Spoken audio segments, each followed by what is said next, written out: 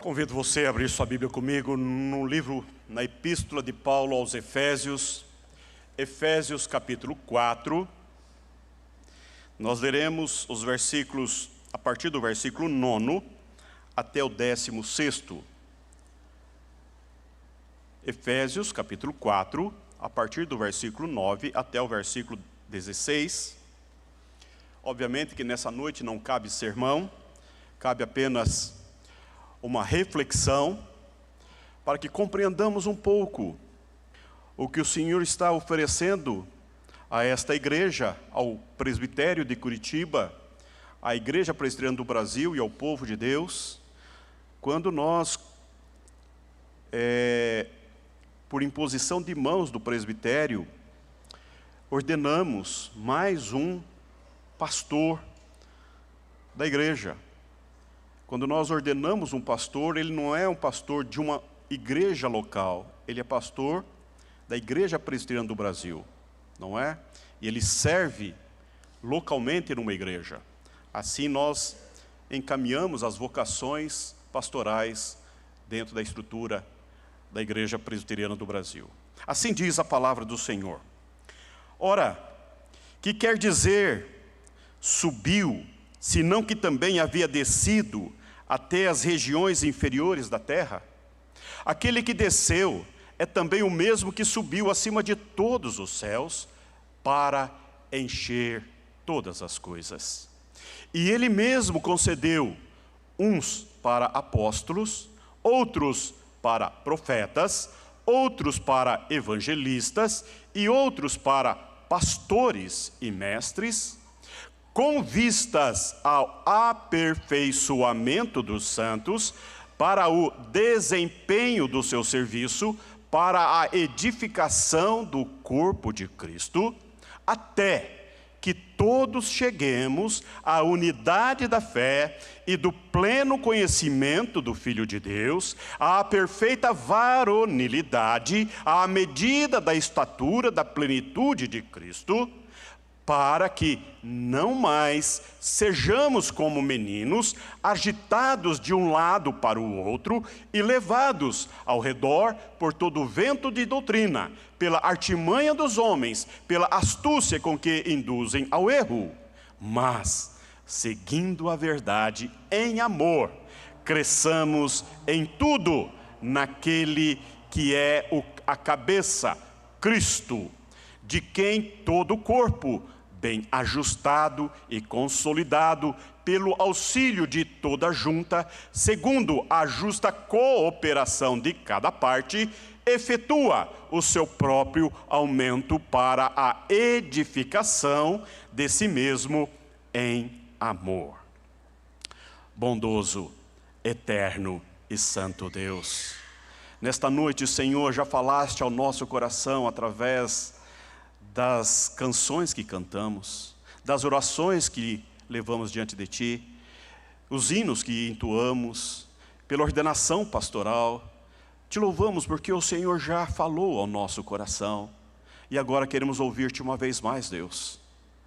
Dá-nos ouvidos de eruditos para compreendermos a Tua palavra escrita nesse texto, em nome de Jesus. Amém. Em 2018, chega a esta igreja um jovem rapaz, oriundo da igreja Assembleia de Deus, tendo contato com a teologia reformada, tendo servido por longos anos a esta denominação. Ele então procurou o Arraial Reformado, encontrando esta igreja para encaminhar-se ao serviço do Senhor. E em uma de nossas conversas, ele logo manifestou o seu anseio e a sua vocação pastoral. E desde então, Diego está se submetendo a um longo processo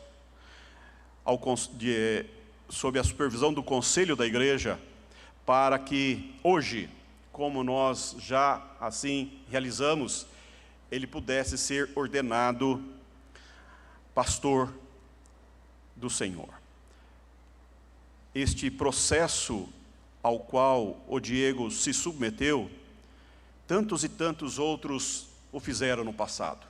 Tantos e tantos homens Deus tem levantado no meio de nós para servi-lo, para dedicar-se, para consagrar-se à prática pastoral, ao cuidado pastoral, à lida pastoral no meio do povo.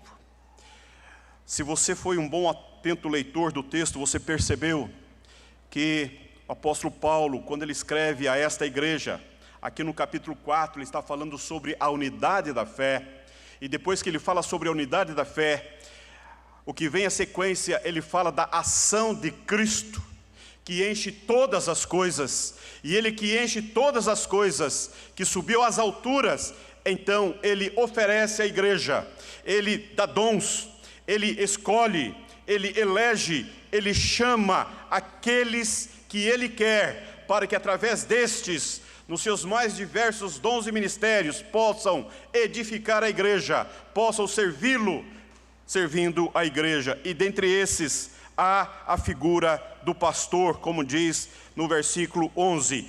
Ele mesmo concedeu, uns para apóstolos, outros para profetas, outros para evangelistas e outros para pastores.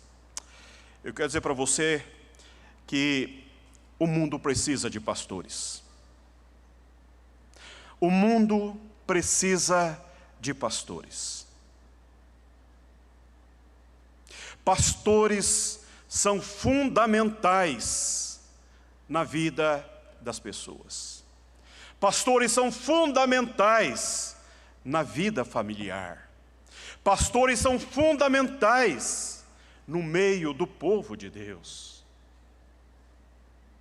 Essa figura pastoral, ela é tão forte no texto bíblico, ela é tão consistente, ela é tão vigorosa, que Deus, no Antigo Testamento, vai lidar com o seu povo, atribuindo a si mesmo essa figura pastoral. Ele se coloca como o pastor de Israel. Ele é o pastor que vela pelas ovelhas dele. Há uma necessidade intrínseca à natureza do povo de Deus, desta figura pastoral, para que a presença, a manifestação, o poder, o governo de Deus se dê também através desta figura. O Salmo 23 é um dos salmos mais conhecidos da Bíblia. Aliás, acho que é o capítulo mais conhecido de toda a revelação bíblica. E o rei Davi fala desta figura, fala desta relação, fala deste cuidado, desta presença maiúscula de Deus como o seu pastor. Portanto, nós entendemos que o mundo precisa dessa figura. Há uma carência, há uma necessidade, há uma busca para que tenhamos, de fato e em verdade, pastores na real acepção da palavra. Mas se não bastasse o próprio Deus Pai conduzindo o seu povo na figura de pastor de Israel, Ele enviou o seu filho, que também diz: eu sou o bom pastor. O bom pastor dá a vida pelas ovelhas. Oh, meu irmão, oh, minha irmã, o mundo precisa de pastores. Porque o nosso Salvador, o nosso Cristo, é o bom pastor. Agora você pode dizer: ah, pastor, mas há pastor e pastor, não é verdade? Eu diria: há pastores, há pastores, há pastores, há pastores. Porque o pastor, para a igreja, é fundamental. Veja, meus irmãos, que o apóstolo Paulo, escrevendo à igreja, aqui nesse texto, ele está falando de uma de um processo que deve conduzir a igreja. E eu quero, antes de falar da figura do pastor aqui, falar desses dados importantes que o apóstolo Paulo traz. Olha comigo o versículo 13. Ele fala que até que todos cheguemos à unidade da fé e do pleno conhecimento do Filho de Deus, à perfeita varonilidade, à medida da estatura da plenitude de Cristo. Ele fala da necessidade de pastores, ele fala que Deus concedeu à igreja pastores. Pode deixar o versículo lá, meu querido. Ele concedeu à igreja pastores para que, através também da prática pastoral, através do exercício pastoral, através desse cuidado pastoral, a igreja chega. Todos nós cheguemos à unidade da fé. Há uma finalidade, há uma necessidade, há um propósito, há um movimento do céu que atua espiritualmente no meio do povo de Deus, para que todos cheguemos à unidade da fé, sem nenhum divisionismo, sem nenhuma desintegração, sem nenhum particionismo, mas há de se ter um desejo de buscarmos juntos, até chegarmos à unidade da fé e do pleno conhecimento do Filho de Deus. O apóstolo Paulo está dizendo que Cristo ofereceu, Cristo propôs esses dons à igreja para que a igreja seja una e que ela venha a ter o pleno conhecimento do Filho de Deus, a perfeita varonilidade, à medida da estatura da plenitude de Cristo. Veja que o apóstolo Paulo está falando de um processo de desenvolvimento, na medida em que nós caminhamos juntos, todos juntos, nós num conhecimento pleno, numa busca de um conhecimento pleno de Deus, nós vamos adquirindo a varonilidade. O que é perfeita varonilidade? É estatura perfeita, é buscarmos crescimento, desenvolvimento, maturidade espiritual. A igreja é chamada a avançar para dentro de Deus, a avançar no conhecimento de Deus, a avançar em Cristo Jesus, mas também para que ela tenha maturidade espiritual, para que tenha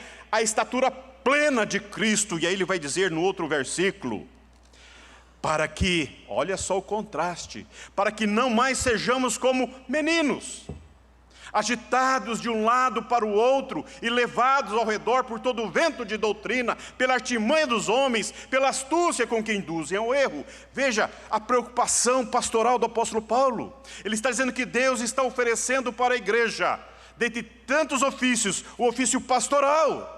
Para quê? Não sejamos inconstantes. Para que não sejamos inconstantes. A figura do menino é uma pessoa que não discerne exatamente o rumo, está ainda com muitas inseguranças, é instável, ora quer uma coisa, ora quer outra coisa, ora deseja isto, ora deseja aquilo.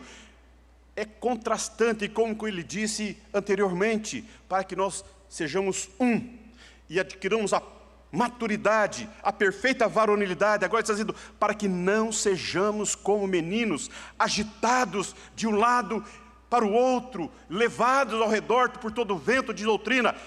Pastor é fundamental. Pastor é fundamental. E ele vai concluir, pela artimanha dos homens, pela astúcia com que induzem ao erro. A igreja precisa de pastores. O mundo precisa de pastores. Sua família precisa de pastor.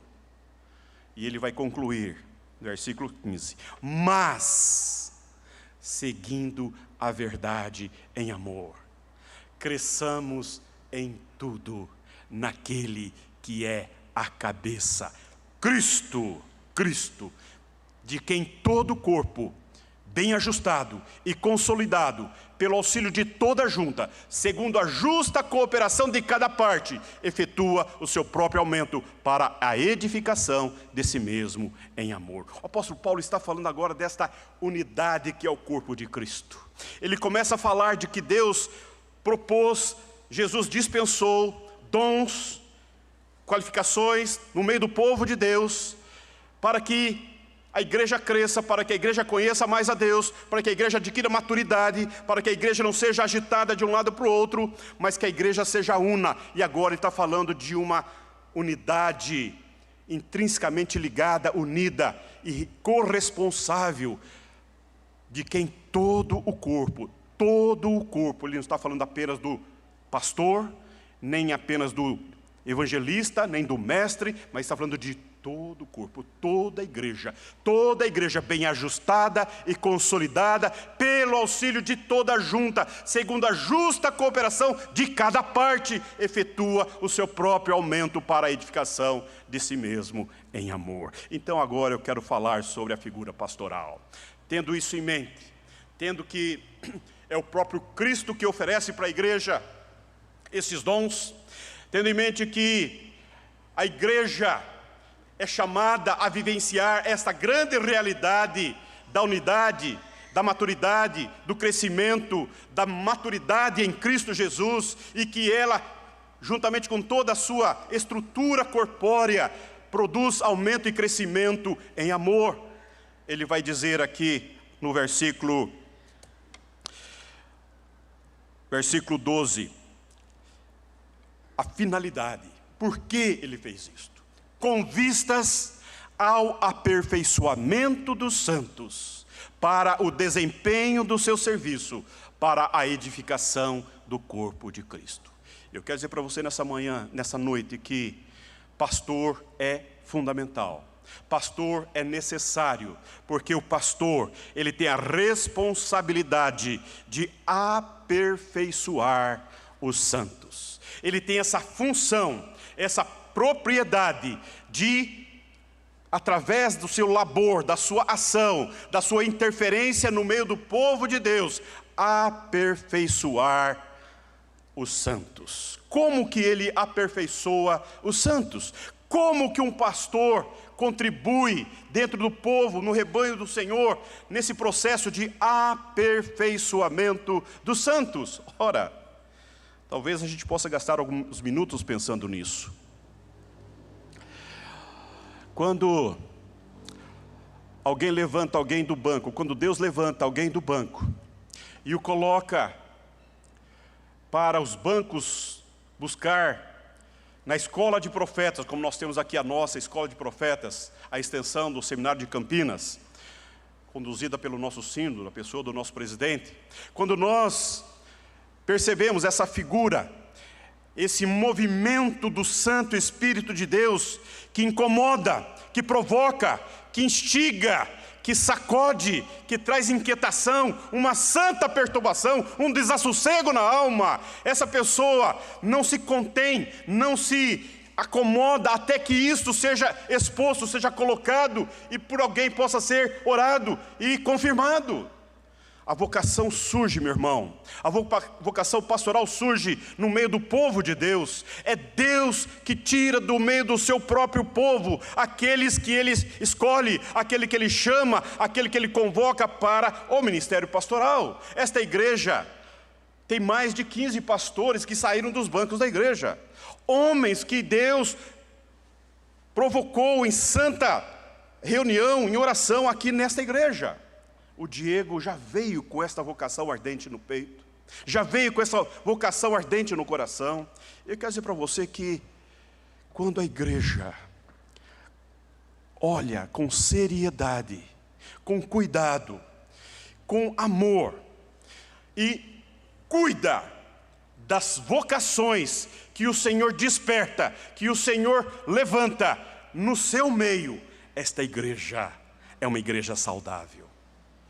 Deus move no meio do povo os seus, quando a igreja é uma igreja saudável. Quanto mais saudável a igreja, mais vocações são despertadas da igreja. Quanto mais a igreja é consagrada, quanto mais a igreja é colocada diante do altar do Senhor, quando a igreja mais tem esse desejo ardente no peito de adorar ao Senhor, de buscar a face de Deus, e em resposta a esse ardor, a esse coração aquecido da igreja, em movimento, quebrantamento diante de Deus em santa adoração, o fruto disso é serviço. E Deus então provoca, e Deus faz arder o coração daqueles que Ele chamou e Ele separou para a prática pastoral. É assim que nós cremos. E, como diz Mark Dever, o sinal de uma igreja saudável é quando ela desperta vocações no seu próprio seio. Quando Deus levanta vocações no meio da igreja, isso é sinal de uma igreja saudável. Então, quando essa pessoa se coloca e se apresenta, ela está dizendo: eu penso, eu acho, eu desconfio que Deus está me chamando para a prática pastoral. É responsabilidade da igreja cuidar, avaliar, testar e encaminhar esta vocação. Não é do vocacionado essa responsabilidade, não é da família do vocacionado essa responsabilidade é do povo de Deus. Assim foi no Antigo Testamento com a tribo de Levi, a tribo de Arão. Deus consagrou uma tribo para o trabalho espiritual, toda uma tribo. Desta tribo Deus separou homens e mulheres para consagrar serviços a Deus, toda uma tribo. Deus move no meio do seu povo, e Deus capacita, e Deus prepara, e esse povo que é chamado para esse exercício específico da palavra, esses saem do povo para voltar para o povo e agir através de Deus na vida do povo. É assim que é a prática pastoral. Portanto, o Diego está se colocando como um servo do Senhor, dizendo: eu estou aqui. Eu estou entendendo que Deus está me colocando para aperfeiçoar os santos. Como que Ele aperfeiçoa? Como que uma pessoa aperfeiçoa a outra? Isso não é obra humana, meu irmão. Isso não é obra humana, minha irmã. Se você considerar a sua paternidade e a sua maternidade, você vai perceber que você faz isso com seus filhos, que você atua dessa forma com seus filhos. Você cuida do seu filho, você protege o seu filho, você encaminha o seu filho, você orienta o seu filho, você corrige o seu filho, você educa o seu filho, você dá o seu melhor pelo seu filho, você encaminha-o a partir dos seus próprios valores e se você é cristão como nós somos, a partir dos valores e princípios da palavra de Deus, você faz o seu melhor. E às vezes você tem grandes alegrias em ver as ações que você, com muito esforço e dedicação, fez na vida dos seus filhos, mas nem sempre isso acontece. Às vezes, o fruto disso é muita tristeza também. Por quê? A vocação é obra do Espírito Santo de Deus. A igreja, como povo de Deus, ela é elaborada pela própria igreja, pelos próprios filhos de Deus. Então, quando um pastor surge, a sua vocação surge, ele volta para atuar no meio do povo de Deus. E isto é uma manifestação do Espírito Santo de modo profundo, eficaz, de modo apropriado, ainda que pontualmente atua no meio da igreja. Esta igreja está com uma equipe pastoral. Nós temos agora, com o Diego, 6 pastores. E alguém disse: nossa, quantos pastores tem na igreja? E ainda temos mais 4 seminaristas que estão na prática pastoral. Mas olhando para a realidade e para os desafios, eu digo, nós precisamos de mais pastores. E na verdade nós temos mais pastores. Nós temos os nossos presbíteros. Nós temos outros irmãos e irmãs que também, de certa forma, atuam pastoralmente na igreja. Mas ordenado exclusivamente para a prática pastoral, nesta igreja, nós temos 3 pastores. 3 pastores. E esse exercício pastoral, ele é de fadiga, ele é de labor, ele é de serviço, ele não é de autoridade.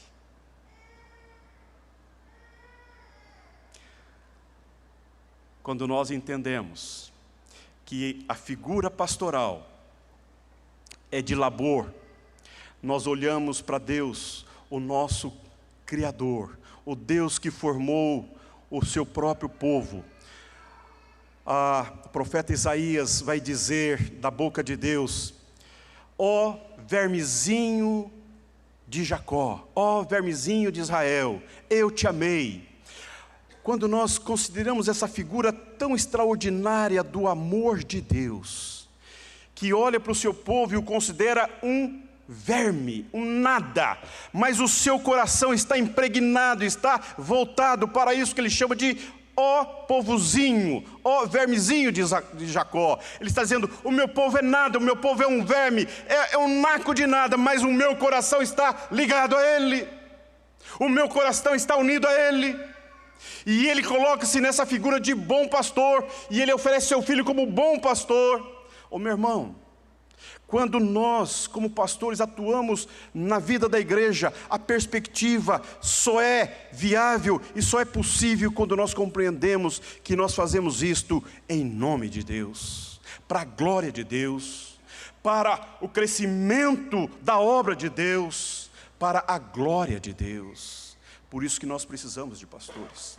Por isso que nós precisamos de pastores. Por isso que a igreja precisa de pastores.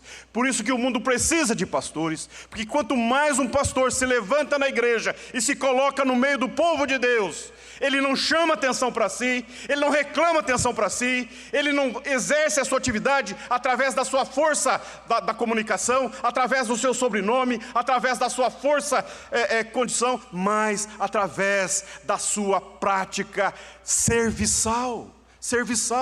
Ele é um dos servos que foi chamado para, em nome de Deus, agir para a glória de Deus, para o crescimento do povo de Deus.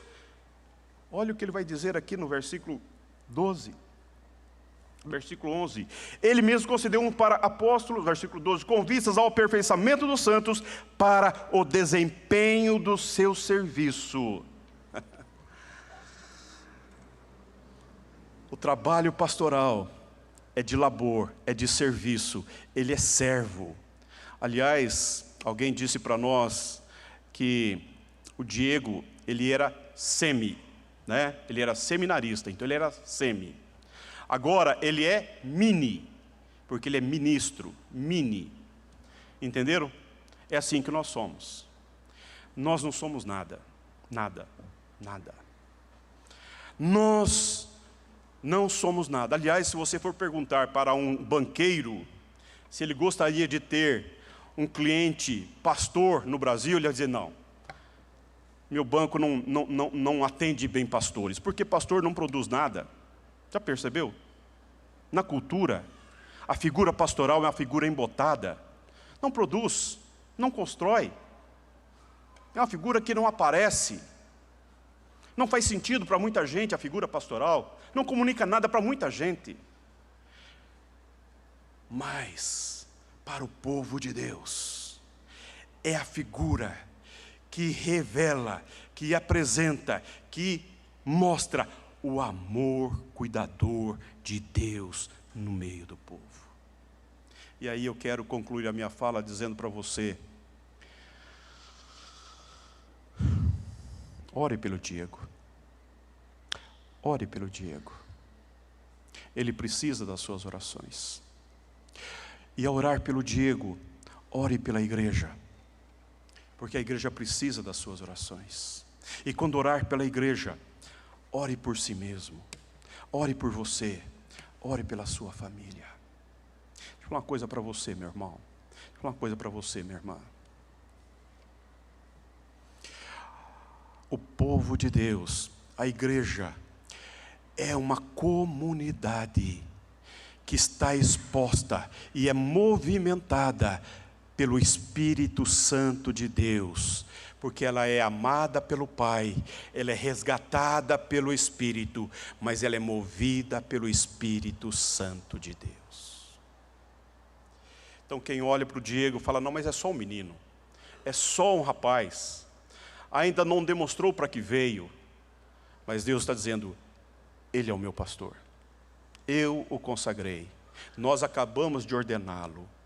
Em tese ele está pleno, mas eu e você sabemos que ele não está pronto. Ele não está pronto como eu não estou pronto. Ele não está pronto como eu não estou pronto e como você não está pronto.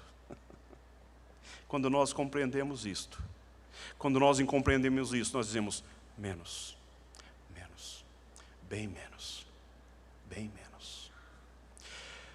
Se o propósito da igreja é que nós sejamos unidos, se o propósito da igreja é que nós venhamos a buscar maturidade, se o propósito da igreja é que nós caminhemos até a perfeita varonilidade em Cristo Jesus, se o propósito da igreja é que nós cresçamos em tudo, juntos em tudo, naquele que é o cabeça, você precisa do seu pastor, e o seu pastor precisa de você, e esta igreja precisa do Espírito Santo. Eu estou convencido, meu irmão, eu estou convencida, minha irmã, que nós precisamos de pastores.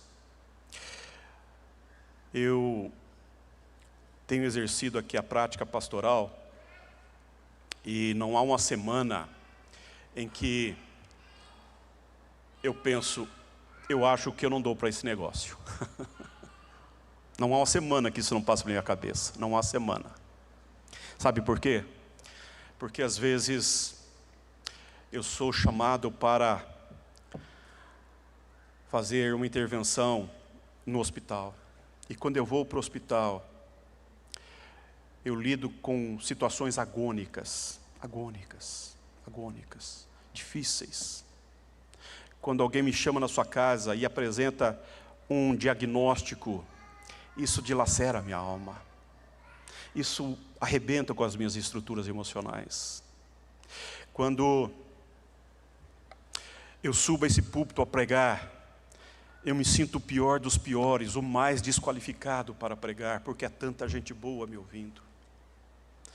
E às vezes eu falo: eu não sou para esse negócio. Eu me sinto desqualificado para esse negócio. Não há uma semana que eu não penso em querer parar.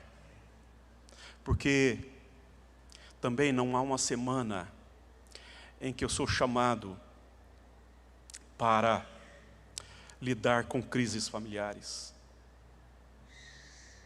Vivemos dias de grandes desafios para permanecermos firmes em Cristo Jesus.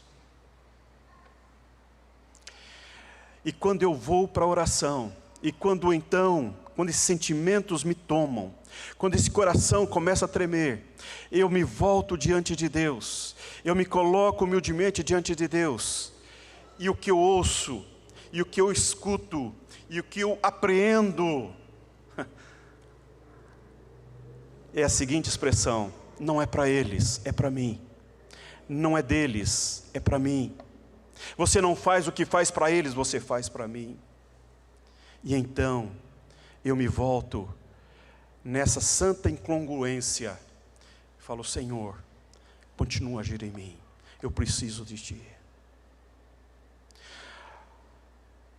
Esta condição de rendição e de percepção da sua insignificância é fundamental para a vida da igreja. Nós somos o que somos pela graça de Deus. Nós somos o que somos pelo poder de Deus que atua em nós. Vocês, pois, têm aqui um pastor bastante desqualificado. Ore pelo Diego, ore também por mim. Mas que todos busquemos juntos esta unidade na fé, para que Deus continue edificando a sua vida, a vida da igreja, e que Deus continue nos dando pastores segundo o seu coração, para a glória de Deus. Amém. Vamos orar? Vamos orar. Depois ouçamos o coral. Senhor, nosso Deus e nosso Pai, tributamos-te toda a glória, toda a honra e todo louvor, porque a igreja é tua, Senhor. A igreja não é uma entidade humana, ela é uma comunidade espiritual, porque a igreja é esse povo que o Senhor separou, chamou para a sua própria exclusividade. e nós estamos nas tuas santas e benditas mãos. Ó Deus, quando o Senhor nos dá a bênção de ordenarmos mais um pastor, pedimos que o Senhor continue a soprar o teu Espírito sobre nós, para que o Senhor continue a edificar, a construir a tua obra em nós e através de nós, para a glória do teu nome. Amém.